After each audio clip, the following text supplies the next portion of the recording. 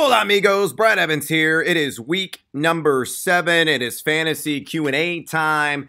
Trying to get you some last minute advice, as we're inching up to the 11th hour. Hopefully you're up, you've had your tea, you've had your crumpets, and you got your Titans and Chargers in your fantasy starting lineups. I'm going to try to keep you updated as the game is rolling on with some of the bigger plays. Of course, Tyrell Williams catching a 75-yard bomb from Phillip Rivers to really ignite some of those box scores. And look, it's a lean week. We've got 4 teams on a 1-week siesta. Green Bay, Oakland, Seattle. Also, we have one other team as well, who I'm forgetting, the Pittsburgh Steelers. Not going to be in uniform today. The big news, of course, this morning was Melvin Gordon being a late inactive, a player that apparently cramped up on the plane with a hamstring injury with the bye week upcoming. It was no shocker based on the recent developments. The Chargers unplugged him in that matchup against the Tennessee Titans. No Gronk today as well.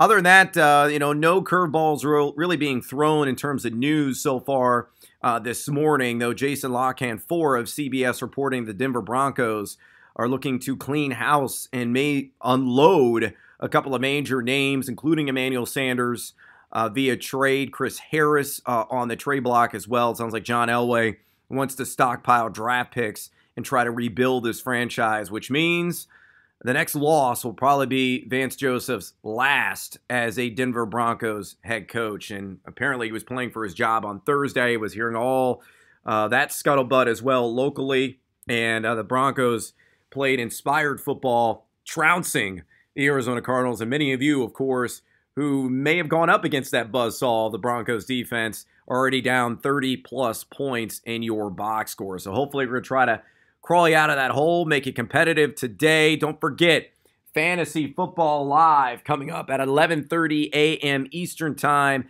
YahooSports.com. Myself, Nicole Zalumis, Andy Behrens, Liz Loza, Tank Williams going to be in the house.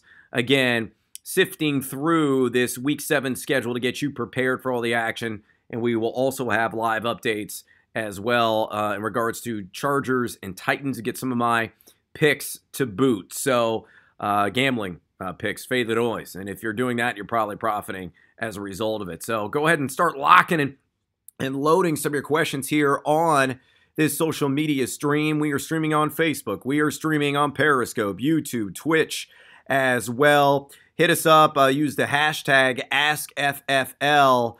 And hopefully we'll be able to answer, or I will be able to answer as many questions as humanly possible here over the next several minutes on this feed. All right. You can hit me up at Yahoo Noise as well on Twitter, Instagram, Team Huevos, if you're into that as well. Looks like my social alerts are currently not working. So we're going to have to do this old school style. And hit us up via just the Twitter at Yahoo Noise, and that should ultimately work. I'm attempting to troubleshoot and talk at the same time, which is fascinating.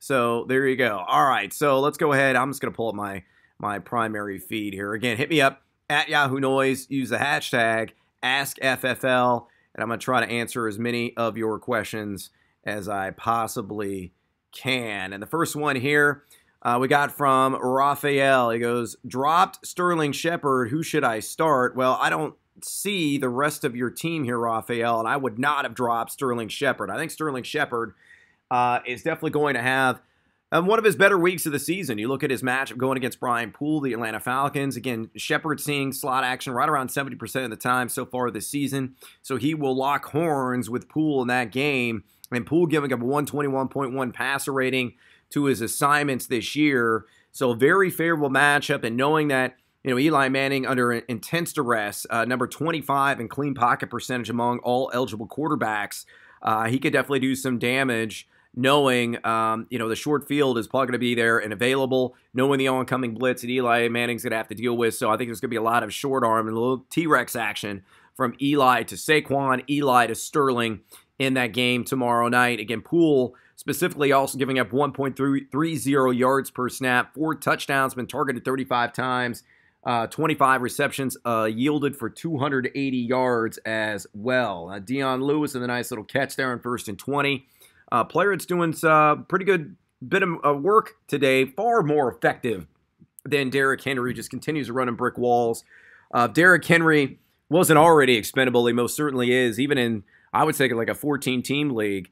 Just not moving the chains, not getting the job done. Dion Lewis, far and away the better fit in this Matt LaFleur offense, more effective, and hopefully there could be a changing of the guard a little bit, and maybe we're going to see Dion get 13 to 15 touches per game, which he most definitely deserves. One of the more electric weapons that this slumping offense overall has this year. All right, let's get some more questions from people out there. Corey Hill says, Alshon Jeffrey or Julian Edelman in a PPR. For me, I've got Alshon Jeffrey there by a hair. It's very close. You know, you could take advantage of this Carolina secondary. You know, they're not the most beatable, but they're also not the most unrelenting either. You look at Carolina and what they've allowed this season, 7.3 yards per attempt. In terms of fantasy points allotted to the wide receiver position, you're looking at the Carolina Panthers being right there, middle of the pack. Number 17, 63.6 catch percentage surrender, just 4 touchdowns in 5 games, the wide receiver position. But Alshon has been a primary red zone target since returning from injury for Carson Wentz. I would go that direction. Though these guys, in my estimation, very interchangeable overall. Christopher Kirby says, need 3 of the 5 in a PPR. John Brown, Funchess, Tate, Coleman, or Drake. For me, I've got John Brown, Golden Tate, and I'm going to go Kenyon Drake, shockingly enough. I think Tevin Coleman may end up losing out the touch battle this week to Ito Smith. I think Ito is more explosive. He's a guy that certainly missed more tackles, 28% missed tackle rate this season. So for me, I think Ito Smith is going to see not necessarily the lion's share, but I think in a 55-45 split, he most certainly could be the top option for this offense. So I'm going to go against Tevin Coleman there, and I like Kenyon Drake quite a bit. I think Kenyon Drake is a guy that can step in against this Lions front, giving up 6 yards per carry and do some damage as a rusher and a receiver. You know, he's a guy that's seen an appreciable target share here the last couple of weeks as a satellite back, and Frank Gore being more of that power back between the tackles. All right, Citizen JMD says, Brad, Andy Dalton or the Biscuits, Mitchell Trubisky, very close, but I'm going to go with Andy Dalton here in the Red Rifle. He's cocked, he's locked, he's loaded, and he's going to pop off. Again, the over-under in this game is 58, and the over-under in the Bears game is also rather high. It's not stratospheric by any stretch of the imagination compared to Kansas City. The Bears over-under, according to BetOnline right now, sitting at 49.5. But again, the over-under in the Bengals-Chiefs, well, it was 58. It's down to 57. Anytime you got a matchup against the Chiefs, you got to take advantage of the defense there, as the Chiefs have been just a pushover overall in terms of what they have yielded vertically on the ground as well. And Joe Mixon has his first 100-yard game on the ground this season. And it should be fun under the primetime lights. And I think it should be an NFL rule mandate that the Chiefs play in primetime rest of season. That team is fun to watch, and anybody goes against that defense, equally fun to watch for fantasy purposes. We all remember the Pats game last week and how magical it was, especially if you had Tyreek Hill in your lineup. All right, Teddy's at Shumperded22 on Twitter. Hey, Brad, quick question. Who would you start in a half-point PPR? Mac, Ito, Hines, or Duke? I'm going to go in a half-point PPR, Ito Smith. It's close between him and Marlon Mack. I actually love Marlon Mack's prop bet today. It was 55.5 rush yards at plus 108. I think he can exceed that. But I think Ito Smith, knowing his red zone role, knowing that the Giants rank inside the top 13 most fantasy points allowed to the running back position, knowing Ito is forced to miss tackle 28% of the time, he's posted a 3.16 yards after contact per attempt, and is going to be in a growing role. I think he is the better option overall there. Another nice run off right tackle for Dion Lewis. Looks like a gain of about 9 or 10 for the spirited running back of the Tennessee Titans. Again, kind of a low-scoring matchup right now. 3 and change to go before halftime. 3rd and long for the Tennessee Titans right now across the pond. So, again, I like Ito Smith quite a bit this week. Kevin O'Connor says, Murray or Matt Breida?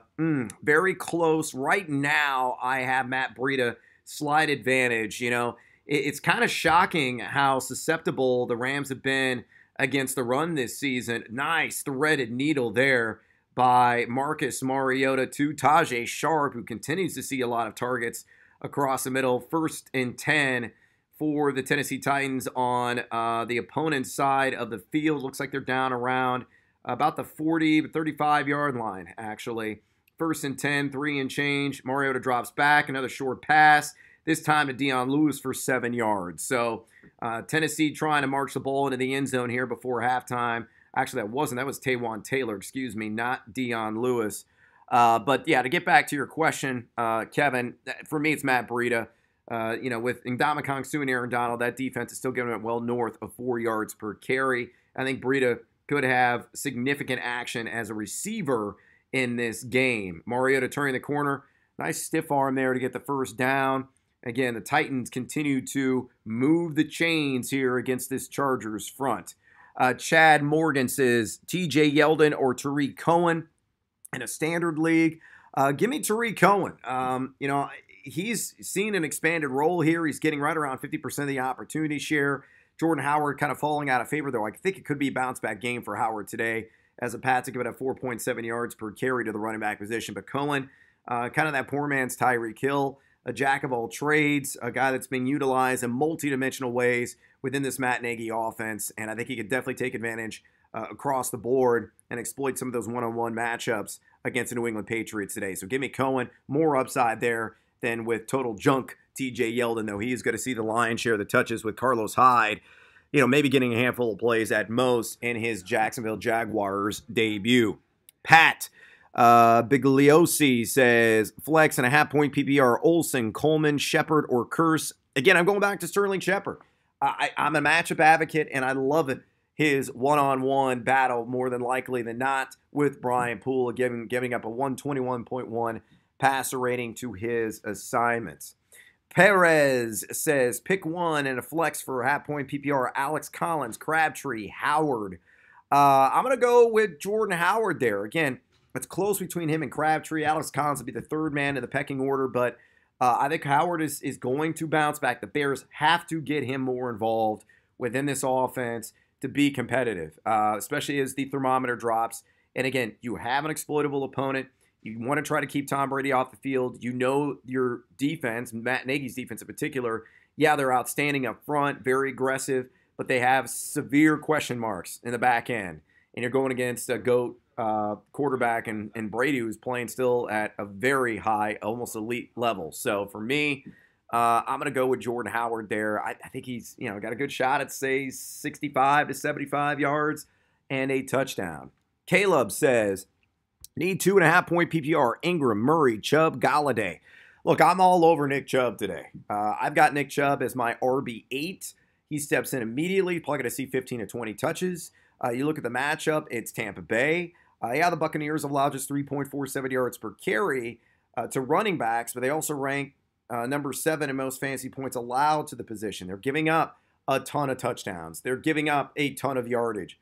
So Chubb is a wrecking ball, ideal size at 5'10", 5'11", 225 pounds. A guy that could certainly, plow through that initial line of contact. I think he finds the end zone. Actually wagered on it plus 100. BetOnline.ag. They set the over-under at 74.5 rush yards. I think he exceeds that. I think he's going to be a top 10 running back. I really do believe it. And people are like, well, you can't trust Nick Chubb. It's sight unseen. Well, the bits and pieces we have seen in Nick Chubb this season, a couple of weeks ago, he had a 100-yard game, a couple of long touchdowns. He's been spectacular. And he was a very effective running back at not a patsy school.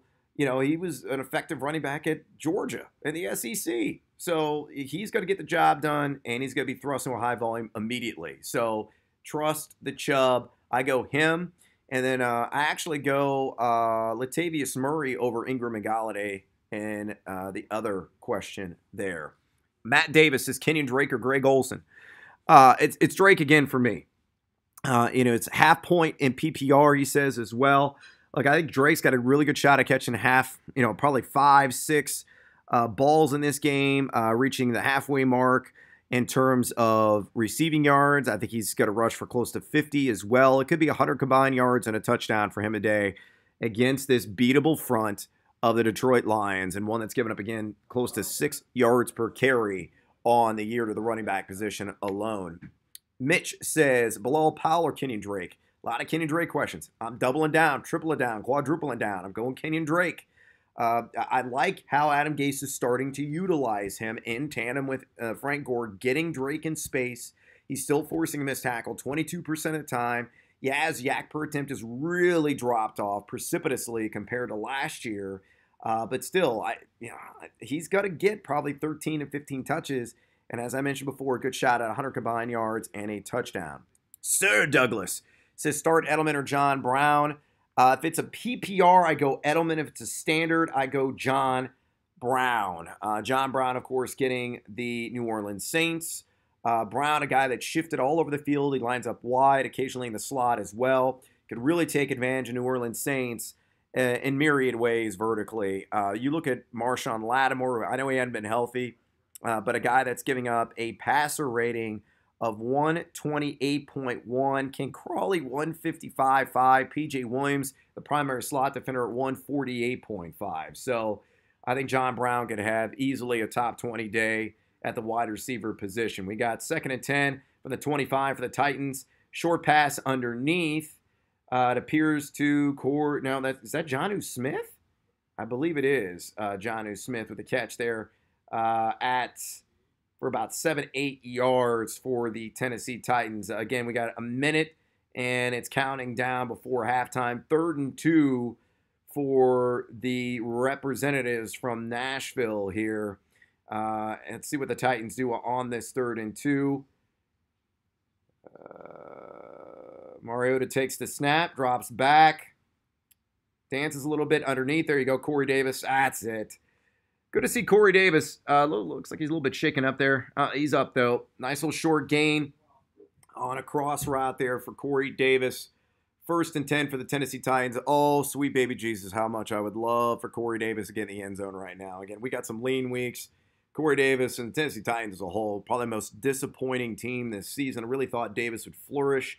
The target share has certainly been there. You hope that with a softer schedule upcoming, because they've had a murderer's row to begin the year, that Davis will finally start taking advantage of those opportunities that are presented to him. But right now, hopefully the Titans can punch one in here, particularly with Corey Davis. All right, let's see. Yishai Maynard says Taylor Gabriel or Sammy Watkins a PPR. For me, I'm going Taylor Gabriel.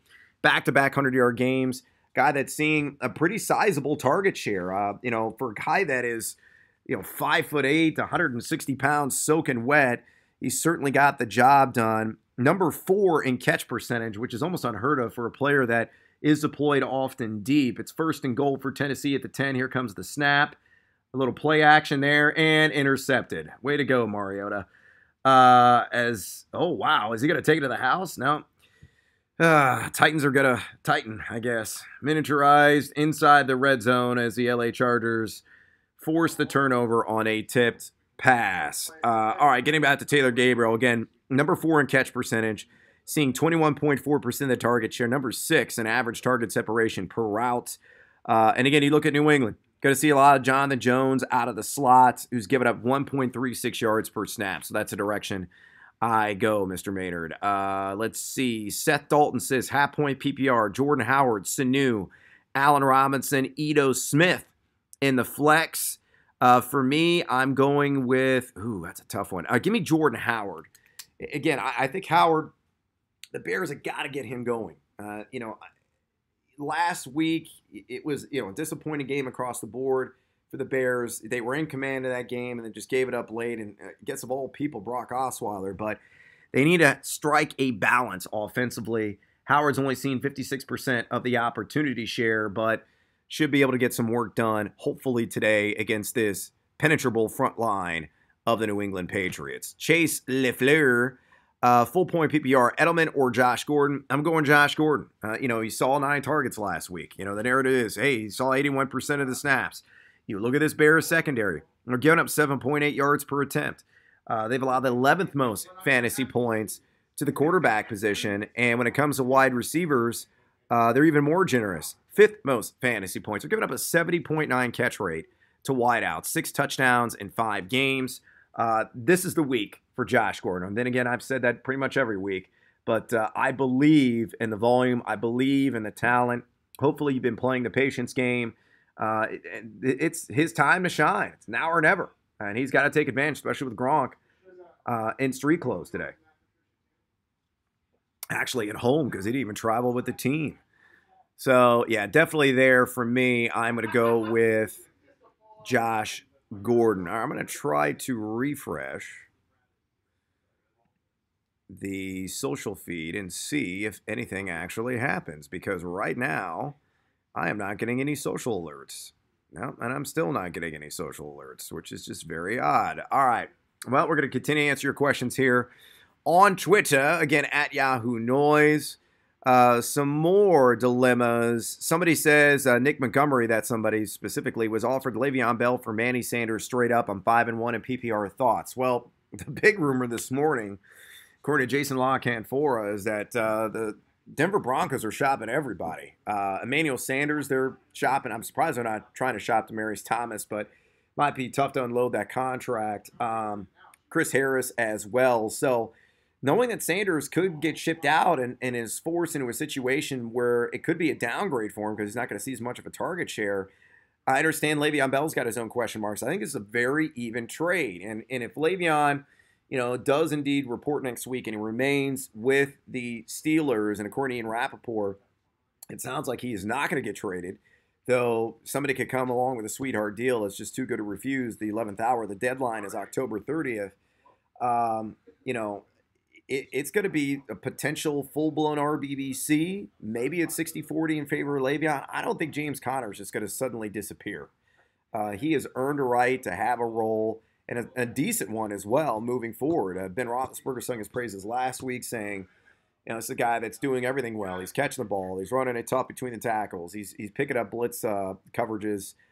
He's just checking every box. And, I think, Le'Veon, just if he feels that he's going to come in and just, kick the door open, swoop in, and get back to his normal 90% opportunity share, that ain't going to happen. And I think it'd be in the Pittsburgh Steelers' best interest to continue to feed James Conner in some capacity. So, but still, I think that's a very fair trade, knowing the circumstances that are potentially involved for all parties tied to that deal. Ike Lewis says, Brady or Dalton? For me, it's Tom Brady. Again, it's, Tom Brady is a guy that could certainly take advantage of this Bears defense because of the short field weapons that he has. Yeah, Josh Gordon may be drawing the Bears' best defender downfield. Is that Brian Callahan potentially? But I think you're going to see a lot of James White. I think you're going to see a ton of Julian Edelman as well in the short field. It could be an 8-10 catch game for Edelman for like 60 yards and no touchdown. That'd be like the quintessential Edelman game. Same applies to James White, but I'm going Brady. The Bears, again, you can take advantage of this defense downfield. That is the shortcoming of the Bears. I know I got in a bit of a pissing match with people on Twitter yesterday. Fellow Bears fans, like myself, it says, you're an idiot. You don't know what you're talking about. The Bears' pass defense is good. The numbers don't simply bear that out. The simple eye test doesn't bear that out. Brock Osweiler picked them apart, and that person was saying, well, you take away the Brock Osweiler game, and the Bears have really locked down. Do you not remember the second half against the Green Bay Packers? Russell Wilson had a decent game against them. Look, you can definitely chuck it and move the chains consistently through the air against this Bears defense. So keep that in mind. Guy says, love the shirt. Thank you, Team Huevos. Half point PPR pick 2, Chubb, AP, Breida, or Boyd. I'm going Boyd and Nick Chubb here. Again, you got to maximize the matchups. Again, Chubb facing that Tampa front, a lot of the 7th most fantasy points of the running back position, and get Tyler Boyd at a potential shootout tonight, going against Kendall Fuller out of the slot. Fuller has given up 352 yards, 2 touchdowns, a 121.5 passer rate in his assignment. So I think Boyd, real good shot at 80 yards, around 7 receptions, and a possible touchdown. All right, more questions running through the old Twitter feed here at Yahoo Noise. Richard E.B. Pinkston Morning, Brad. Flex help, full PPR. Marlon Mack, Frank Gore, Josh Reynolds. It's close between Gore and Mack. Reynolds will be the odd man out there, even though he's going to be pushed into a starting role outside today for the LA Rams. So give me Marlon Mack. I think it could be 80 combined yards and a score against a Buffalo front that's allowed the 12th most fantasy points to the running back position. Would you go Michelle over Tyler Boyd, a half-point PPR according to William Zhang? He also has Mark Ingram and Josh Gordon. I actually go Michelle over Ingram, and then I play Boyd as the other option there. I don't like Mark Ingram at all today. You look at the Baltimore front, they've allowed the fewest fantasy points, 3.58 yards per carry, just 85.5 total yards per game, and 1 touchdown to running back. So for me, get Boyd in your lineup, sit Ingram down, and start Sony Michel. Yes, it's the Bears. I understand that. They've been rather tough against the run, top 3 in fewest fantasy points allowed, but I think the Pats will get some goal-to-go opportunities, and Michelle will find the end zone at least one time. Nathan says, Chubb, Clement, Breida, or James White in a standard. Nick Chubb, please. Jonesy says, hey, GOAT, Cohen, Breida, or Corey Clement in a standard scoring setting. I'm going to go Tariq Cohen there. I think he's got a really good shot of finding the end zone. I'm not getting everything I wanted from Austin Eckler. Yeah, Austin Eckler is suffering right now. A lot of us are. Bears is suffering. Our parts are hurting. It's unfortunate because I thought Austin Eckler would really step in and do some damage, and we still have a half to play, so you just never know. I need more Eckler. The Ruin It Boy says Snead or Duke Johnson in non-PPR. Oh, man. It's hard actually not to like Snead today against a New Orleans secondary that has just given, especially like supporting receivers, just absolutely go off against the Saints all year. They can't, like, Lattimore can cover, and then nobody else on the team can. I mean, it's unfortunate it's a non-PPR question because both these guys are viable options, certainly in half-point or greater PPR. Snead's seen 24 targets the last 3 weeks. I'm going to give Snead the better shot. I am too. I know Snead hadn't scored since week 1, but I would definitely, again, maximize the matchup. Snead going to see a lot of P.J. Williams out of the slot. P.J. Williams, a 148.5 passer rating allowed. Stuck in the middle says Chubb or Murray in a PPR. Chubb. Yeah, Chubb as well. New tagline pending on Twitter at Leon the Gent. Non-PPR flex, Ito Smith or Duke Johnson. Ito as well for me. Connor says, I'm willing to guarantee a touchdown for Ito this week. Well, this one's a no-brainer for Barons. Connor on Twitter says Duke Johnson or Adrian Peterson in PPR. Definitely AP. Peterson, easy. Yeah, sure. Cannot discount that workload, that overall volume with no Chris Thompson in uniform. Vote November 6th. Yes, please do so. Very important, no matter what side of the aisle that you're on. Barry Sanders or Emmitt Smith? I'm so loyal to Emmitt because I won some fantasy leagues thanks to Emmitt Smith. I think if I really had to pick one for one day, it would be Barry Sanders. Oh, it's Barry Sanders all day. He was my first pick ever in fantasy back in 1995 when I had hair. Yes, I remember those days fondly when women would just, they'll put their fingers through it and they'd be like, your luxurious tresses. Oh, you have just an amazing coif. And now they do it to Matt Harmon because he's got amazing hair. No, you can't run your fingers through Harmon's hair. His well-gelled hair? Flexible, yeah. It's like the Baltimore Ravens front line. Is that what you're telling me? Yeah. Ben Haber says he agrees with me on something, so that's just a comment. Alex Elizalde, whatever. Alex, that's your, yes, totally nailed it. That's your first name. We'll go on a first name basis here because I will butcher your last name. Pick 2, Stephon Diggs, Golden Tate, or Josh Gordon? Ooh, I guess I got to sit Gordon. Oh, really? I go Gordon and Diggs. I would probably sit Tate. And we don't know the format here either. I mean, Tate's been like the wide receiver 13 on the season. He has. He's been really good. And Miami's given up 280 passing yards per week. I hate telling people to sit Gordon. I think he's a great start. You get a flex spot. Yep. I'd be really curious as to who you're starting over Gordon there. Caleb goes Kittle or Ingram in PPR. I go Evan Ingram. Like, don't insult me like this. Obviously, the answer is Kittle. He's wearing an Iowa shirt for crying out loud. Oh my God, Tank is in the house. Oh, he's got a Groot T-shirt. Oh, we got Baby Groot and then Huevos. Ooh, what does that make? Oh, I don't know. I don't know. We're gonna be multiplying Groots apparently on Fantasy Football Live today. I'm thinking that you should get Doc to go as Pence. Yeah, there you go. Giles Lamont, standard scoring flex. Julian Edelman or Kenyon Drake. Standard Edelman or Drake. I like it. Edelman or Drake. My bad. We're thinking about Halloween costumes. We're gonna have dueling Patricias, so I'm that's gonna, already I'm gonna happening. give Drake a better shot at a touchdown. Was this PPR? Otherwise, I would start Over Jules? Standard scoring. Who's got the better shot at the TD, Yeah, I'm boys? gonna go Drake here. I got Drake. We've going seen running backs of ordinary quality just blow up against Detroit all year, right? Yeah, Crowell. Isaiah Crowell Crowell. had that Is it going to crazy be Drake or is it going to be Franklin? I think it's gonna be both. I think Kenny Drake's still getting like 14, 15 touches in a game. So the Gore thing is super annoying, but it has been close to a split. Yeah. You're right. Yeah, it has. So I'm definitely going with Kenny Drake there. Let's see. BC says sit one. Chubb, Latavius, or Carry-On. Carry on, I guess. Bummer. I like him. I actually sit Latavius Murray there. No, I definitely don't sit Latavius. Okay. So you got to sit Chubb or Carry-On. You're not sitting Chubb, are you? Can't sit Chubb today. No, you can't sit Chubb, even though you think that it may be more of a Duke Johnson game than Chubb. You do? It could be. I know. Wait, I mean, I know. like that would be a classically Cleveland thing to do to deal away Carlos Hyde and say that you want to ride Nick Chubb. I mean, the good thing would be to ride. That would be the ultimate Hugh move. Yeah, that's super. But if the game Yeah. turns into a shootout, are they going to continue to use Chubb, or is it going to be Duke? I think it'd be both. I would love it if it were Duke. I've been sitting on him in that Stopa League all year waiting for anything to happen. Nothing has happened. All right, what about Justin? He's at Murphy Ferguson. Ito Smith or Corey Clement or quit fantasy forever? Never quit. My kids need to be fed. Yeah, I need your business, Justin, so Yeah, do we not can't have abandon the people ship. leaving. Ito Smith for me. I think it's really close. It is close. yeah, I it have is. these guys very close to my rings. This That's hurts. tough. I'll go Ito here just because I'm almost dead on certain that he's gonna find the end zone. Yeah, I do too. It seems like they always use Ito near the In the red zone, They right? Yeah. love him inside the Yeah. 5. Yeah. Yeah, okay. You talk me into it. Reluctantly take goes And Ito like Smith. Philly likes both guys. Like they like Smallwood, they like Clement inside the when they get in goal to go situations. Oh, that's what we need to start calling Smallwood. Groot. Baby Groot. Oh, that's good. Oh, that is good. Wood, I see what you did there. That's good. That's very good. I Yes. like that a lot. Bobby Collins says Breida, Cohen, or Edelman in the flex in a half-point PPR.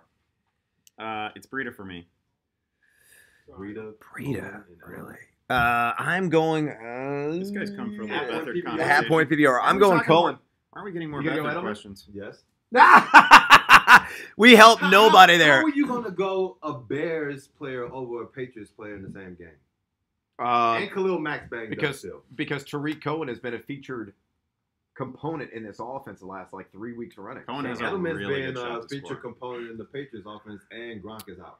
So who scores? Edelman over Cohen. I'm going Cohen.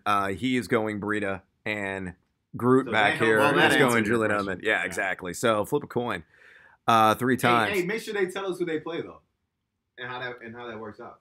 Tennessee has over 200 total net yards in a half of football. This is shocking. Coombs says pick 3 in a PPR. Sanu, T.Y. Hilton, Taylor Gabriel, Julian Edelman. Who sits there?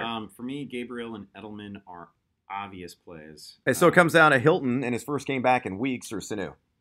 So you get I'm a gonna go- target monster in a bad matchup. I'm going T.Y. I Yes. don't like the matchup, though, against Tre'Davious White. It's going to be tough. Yeah, it's going to be tough. Obviously, they move Hilton around quite a bit. I'm going to go Hilton here because they're just going to. I mean, that's the thing. Do you think that the New York-Atlanta game could be a shootout the way Eli's playing? No. I mean, I think Sanu can score. I think it's great news that they took him off the injury report, right? Like that's really Yeah. good. But I'm still going Hilton on volume. All right, let's go rapid fire here. Get 3 more in before we call this a show. Ben Haber says Winston or Cam. Ooh, that's a I got spicy Cam. one. Cam for me. I got Cam as well. It's close this week. Tank? Yeah, you're going to play Cam over James. You know I'd play Dalton over both. Yeah, I got Cam. Yeah, of course you would. Let's get a Bethard question. BDJ, well, we haven't gotten one yet. Weird. He needs I mean, 2. that should be a given this week.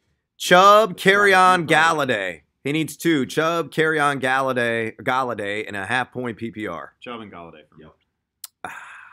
Yeah, I'll go Chubb and Galladay, too. And then the last question goes to Rick Shane. Full-point PPR, pick 2. James White, Chubb, or Cohen? Needs 2. White, White and Cohen, Chubb. White and Chubbin for me. White and Chubb for me as well. Mm-hmm. All right. That's it. Mike Williams with the reception to open the second half. No, that's Travis Benjamin. That's Benjamin. Yeah, the long hair. He's got longer dreads compared to Mike Williams, but you gotta measure the hair to figure these out because you can't read. Is the that what name. you used back in the day? A foot difference in height too, but Yeah, well that's true. Well, I didn't see it at first. Now I saw it was Travis Benjamin. All right, that's a wrap. Don't forget. Fantasy Football Live coming up at 11:30 a.m. Eastern Time. All the latest news, notes. I'm on that show.